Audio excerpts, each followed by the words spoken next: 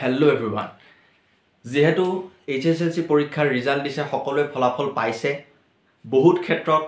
কিছুমানে হয়তো নম্বৰ ভাল পাইছে কিছুমানে নম্বৰ কম পাইছে হেতুক লৈ পেলাই বহুতো ছাত্ৰ ছাত্ৰী কিছুমানে ফুৰ্তি কৰি আছে কিছুমানে মন মাৰি বহি আছে যে মই নম্বৰ কম কিয় পালো বা মই দুখনতে লেটাৰ পালো বা মই লেটাৰে নাপালো এই কথাবিলাকক লৈ পেলাই প্ৰত্যেকটো ছাত্ৰ ছাত্ৰীৰ মনত এটা চিন্তাও আহিছে যে এটা কি কৰিম কি নকৰিম হয়নে গতিকে প্ৰথম কথা হৈছে এই ভিডিওটোত এই কথাবিলাকক লৈ কেটামান মই ইম্পৰ্টেন্ট পাৰ্সপেক্টিভ দিম লৰাছলি বিলাকে এটা ক্লেৰিটি পাব ঠিক আছে গতিকে ভিডিওটোত HSLC এক্সামক লৈ পেলাই কোৱা হৈছে যে যেহেতু ৰিজাল্ট দিছে যিকোনো সাবজেক্টত লৰাছলিয়ে নম্বৰ কম পাইছে কোনোবা এটা নম্বৰ ভাল পাইছে আৰু সেইবিলাক লৈ পেলাই পেৰেন্টছ অথবা ষ্টুডেন্ট কি হৈ আছে টেনচনত আছে গতিকে প্ৰথম কথা মই লৰাছলি বিলাকক এই গুটেইবিলাক বস্তু চালি জাৰি চাই মই ক'ব বিচাৰিছো যে এইটো এটা ষ্টাৰ্টিং হে হয় হসা কথা প্ৰথম এনেকুৱা লাগে মেট্ৰিকৰ পৰীক্ষাটো পঢ়ি থাকোতে বা তাৰ কাৰণে প্ৰিপাৰেচন চলাওতে যে এইটোৰ বাদে যেন একো নাই হয়নে আৰু নম্বৰটো পোৱাৰ পিছত এনেকুৱা অনুভৱ হৈছে হয়তো চাগে ইয়াৰ পিছত মই একো কৰিব নোৱাৰিম পৰীক্ষা বেয়া হল এতিয়া মই কৰিম কি এইটোৱে হয়তো লাষ্ট আছিল মোৰ তেনেকুৱা অনুভৱ হয় বহুত ক্ষেত্ৰত ষ্টুডেন্ট বিলাকৰ সকলোৱে অনুভৱ কৰে কিন্তু কথাটো হৈছে কি এই যেটো পৰীক্ষা হয় এই পৰীক্ষাটো স্কুলীয়া জীৱনৰ এটা ষ্টাৰ্টিং হে হয় স্কুলীয়া ইন দ্য সেন্স স্কুলীয়া জীৱনৰ শেষত যেটো পৰীক্ষা হয় সেই পৰীক্ষাৰ এটো এটা ষ্টাৰ্টিং এক্সাম হে হয় যেটো এক্সামৰ পিছত লৰাছলি বিলাকক সঁচা কথা কৈছো পিছত বাকি বিলাক যিবিলাক চ্যালেঞ্জেস আহিব সেই চ্যালেঞ্জেস বিলাকৰ তুলনাত এই বস্তুটো বহুত সৰু লাহে লাহে এক্সপেৰিয়েন্স কৰিবা তোমালোকে অনুভৱ কৰিবা যে এই যেটো মেট্ৰিকৰ পৰীক্ষাক লৈ পেলাই ইমান বেছি মই পাগল হৈ আছিলো খুব বেছি ষ্ট্ৰেছত আছিলো আসলতে তাতকে বেছি চ্যালেঞ্জেস এইবিলাকে আছে এতিয়া আৰু চ্যালেঞ্জেস আহিবহে জীৱনত গতিকে এই সৰু এটা পৰীক্ষাক লৈ পেলাই যদি ইমান মন মাৰি বহি থাকো যে নম্বৰ এটা কম পালো কি কৰিম মই জীৱনত হেতুক লৈ পেলাই যদি ইমান মন মাৰি বহি থাকো তেন্তে পিছত আমি ৰিয়েলিটিত বা বাস্তৱত যিবিলাক কাম আমি পিছত কৰিব লাগিব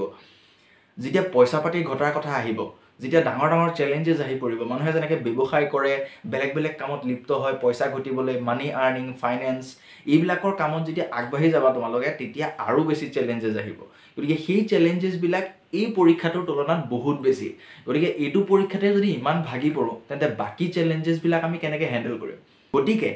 প্ৰথম কথা যে মেট্ৰিকৰ যেটো পৰীক্ষাৰ ৰিজাল্ট দিয়া গল সেই ৰিজাল্টটো দিয়াৰ পিছত মই এটা কথা এতিয়া ষ্টাৰ্টিংতে কৈছো লৰাছলি বিলাকক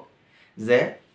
যেটো নাম্বাৰ পোৱা গৈছে প্ৰথম কথা ৰিয়েল লাইফত মেট্ৰিকৰ যেটো ৰিজাল্ট সেই ৰিজাল্টটো চাকৰি অথবা পিছৰ স্কিল বিলাকত ইমান বেছি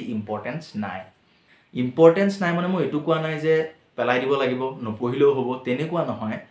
মেট্ৰিকৰ এক্সামটো অবিয়াসলি আমি দিব লাগিব এডুকেশনৰ কাৰণে বাট সেই যেটো নাম্বাৰ আহে সেই নাম্বাৰটো পিছত চাকৰি বা স্কিলৰ ক্ষেত্ৰত ইমান বেছি ইম্পৰ্টেন্স তাক নিদিয়ে মেট্ৰিকৰ সাৰ্টিফিকেটখন চাই পেলাই তোমাক পিছত চাকৰি নাৰাখে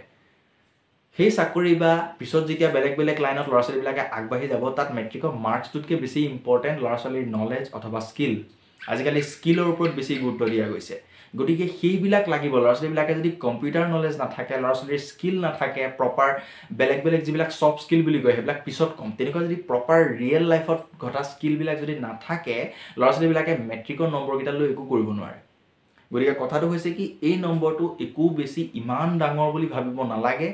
ইমান একো কামত নাহে পিছত হায়াৰ ষ্টাডিজৰ ক্ষেত্ৰটো কৈছো পিছত চাকৰি বা বিভিন্ন বিজনেছৰ ক্ষেত্ৰটো কৈছো এই নাম্বাৰটো কামত নাহে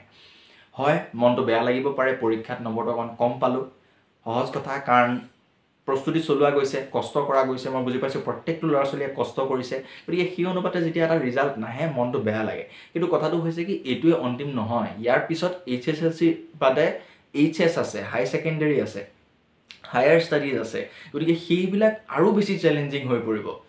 সঁচা কথা ক'ব গলে HS বা বাকি এক্সাম বিলাকৰ তুলনাত এটো তাতকে ইজি এক্সাম হয় সঁচা কথা কৈছো শুনিবলৈ অদ্ভুত লাগিছে কিন্তু HS ৰ যেতিয়া বেলেগ ষ্ট্ৰীমত তোমালোকে আগবাঢ়ি যাবা তেতিয়া বেছি কঠিনহে হ'ব বস্তুবিলাক গতিকে সেইবিলাক আমি হ্যান্ডেল কৰিব লাগিব গতিকে ইমোশনালি অকমান ইন্টেলিজেন্ট হোৱা যে কেনেকে মই এই এক্সামটো যি হল এতিয়া মই নিজৰ মিস্টেকখিনি এতিয়া বুজি লৈ কেনেকে মই নেক্সট ফেজ বিলাকত মই টেঙৰামিকে বা স্মাৰ্টলি মই নিজক আগবঢ়াব পাৰিম এই বস্তুটোৰ পৰা মুভ অন কৰিবলৈ হল এটা ভাবি থাকি লাভ নাই এতিয়া মই নিজক ইমপ্ৰুভমেন্টৰ ক্ষেত্ৰত বাকি বিলাক দিশত মই কেনেকে আগবাঢ়ি যাম হেতুহে হৈছে স্মাৰ্ট ষ্টুডেন্ট এটাৰ এটিটিউড সেই এটিটিউডটো ৰাখিলেহে পিছত ভালকে আগবাঢ়িব পাৰিব গতিকে এটো একো নহয় এটো এটা জাস্ট পৰীক্ষা গতিকে লৰাছলি বিলাকক মেছেজটো এটোই দিছো যে নম্বৰটোক লৈ বৰ বেছি চিন্তা কৰি থাকিব নালাগে এটা জাস্ট এডমিশনৰ কাৰণে চাব লাগে কলেজ এখনত এডমিশন পাবৰ কাৰণে কোনোবা হয়তো পলিটেকনিকত যাব, কোনোবা ITI পঢ়িব, কোনোবাই হয়তো হায়াৰ ষ্টাডিজৰ কাৰণে চিন্তা কৰি আছে, ষ্ট্ৰীম চিলেকশ্যনক লৈ চিন্তা কৰি আছে। গতিকে এই হায়াৰ ষ্টাডিজৰ এডমিশ্যনৰ ক্ষেত্ৰত এতিয়া ল'ৰা ছোৱালীবিলাক আগবাঢ়ি যাব, তাত জাষ্ট এই মাৰ্কটো লাগিব